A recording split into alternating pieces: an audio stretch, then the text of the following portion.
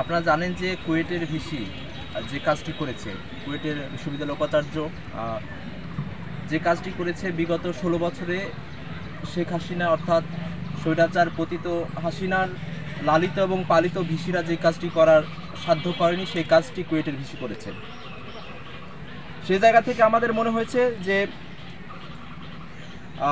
ইসলামী বিশ্ববিদ্যালয়ের শিক্ষার্থীরা শুধু কুয়েট না, পুরো বাংলাদেশের সকল শিক্ষার্থীদের যে ন্যায্য দাবি, সেই ন্যায্য দাবির সাথে সংহতি জানিয়ে তারা সবসময় রাস্তায় আছে।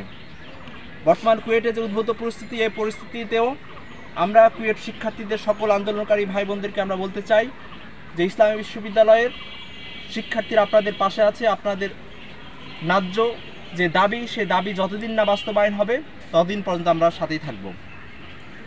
এই অন্তর্বর্তীকালীন সরকার হওয়ার পরে কুয়েটের ভিসি অনুযায়ী যেটি করার কথা ছিল, প্রথম গুরুত্ব দেওয়ার কথা ছিল শিক্ষার্থীদের, কিন্তু আমরা ঘটনাপ্রবাহ লক্ষ্য করলে, আমার পূর্বের বক্তারা প্রায় সবাই বলেছে যে ঘটনাপ্রবাহ লক্ষ্য করলে দেখা যাবে যে শুরু থেকেই কুয়েট প্রশাসনের সর্বোচ্চ ব্যক্তি একটি পক্ষকে সবসময় সুযোগ সুবিধা দিয়ে এসেছে, পার্সিয়ালিটি করেছে।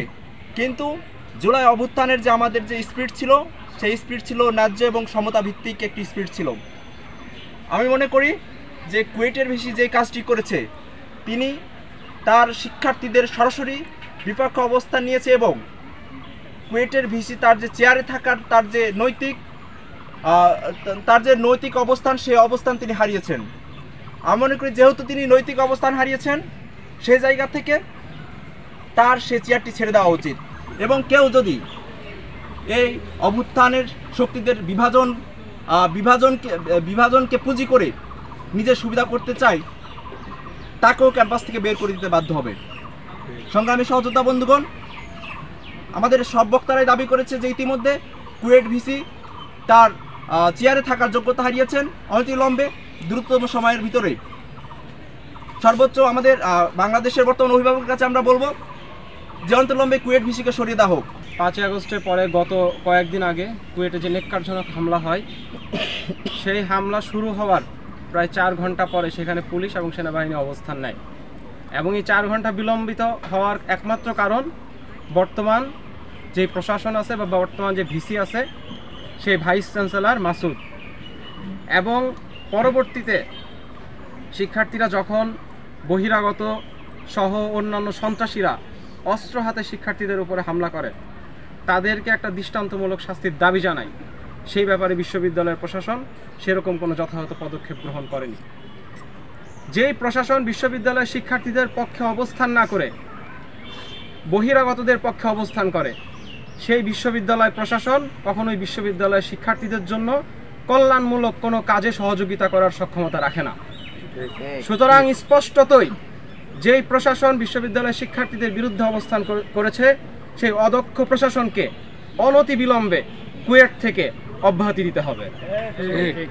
সংগ্রামী ছাত্র ভাইয়েরা, আমরা আরও একটি জিনিস দেখেছি, শিক্ষার্থীরা যেন কথা বলতে না পারে, তাদের আওয়াজ, তাদের দাবিগুলো সঠিকভাবে উপস্থাপন না করতে পারে, সেজন্য বর্তমান ভিসি দিনের পর দিন বিভিন্নভাবে ডেট চেঞ্জ করে বিশ্ববিদ্যালয়কে বন্ধ করে রেখেছে। এবং শুধু তাই নয়, যখন শিক্ষার্থীরা বিশ্ববিদ্যালয় খোলার দাবিতে আন্দোলন করেছে, ঠিক তখনই যারা নেতৃস্থানীয় ছিল, যারা এই আন্দোলনকে নেতৃত্ব দিচ্ছিল, তাদেরকে দমানোর জন্য এবং সাধারণ শিক্ষার্থীদেরকে দমিয়ে রাখার জন্য 37 জন শিক্ষার্থীকে, সাধারণ শিক্ষার্থীকে, যারা ভিকটিম, যারা এই আন্দোলনে আহত হয়েছে, অসুস্থ হয়েছে, তাদের উপর উল্টো বহিষ্কারাদেশ জারি করেছে। যদি কারোর উপরে কোনো ধরনের শাস্তির পদক্ষেপ নিতেই হয়, তাহলে সেটা পূর্ণাঙ্গ তদন্ত প্রতিবেদন প্রকাশ করে এবং যে সমস্ত ভিজুয়ালাইজেশন আছে সমস্ত কিছু দেখে তারপরে পদক্ষেপ নিতে হবে। কিন্তু কোনো ধরনের তদন্ত প্রতিবেদন প্রকাশ ছাড়া তিনি সিন্ডিকেটে একটা রুমের ভিতরে কিছু মানুষের আলোচনার মাধ্যমে শিক্ষার্থীদের উপরে এরকম বহিষ্কারাদেশ জারি করেছে। সুতরাং এই অদক্ষ প্রশাসনকে অনতিবিলম্বে পদত্যাগ করতে হবে। দেশ জুড়ে তোলপাড়, ওয়ালটন ফ্রিজ কিনে হতে পারেন মিলেনিয়ার। এছাড়াও রয়েছে লক্ষ লক্ষ টাকার ক্যাশ ভাউচার সহ কোটি টাকার নিশ্চিত উপহার।